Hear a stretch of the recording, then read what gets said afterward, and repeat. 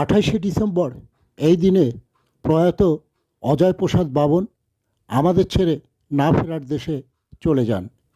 তিনি শ্রী শ্রী করুণাময়ী কালীবাড়ি কমিটির সাধারণ সম্পাদক, পাশাপাশি তিনি পূজা উদযাপন পরিষদ রংপুর জেলার সাধারণ সম্পাদক ছিলেন। তিনি সনাতন ধর্মাবলম্বীদের জন্য নিরলসভাবে কাজ করে গেছেন। তার অনুপস্থিতির অনুভব আজও সনাতন ধর্মাবলম্বীদের হৃদয়ে গাথা। তার মৃত্যুবার্ষিকী উপলক্ষে শ্রী শ্রী করুণাময়ী কালীবাড়ি কমিটি প্রার্থনা ও অন্নভোগের আয়োজন করে। এ সময় উপস্থিত ছিলেন শ্রী শ্রী করুণাময়ী কালীবাড়ি কমিটি ও সৎকার সমিতির সদস্যবৃন্দ। ধন্যবাদ।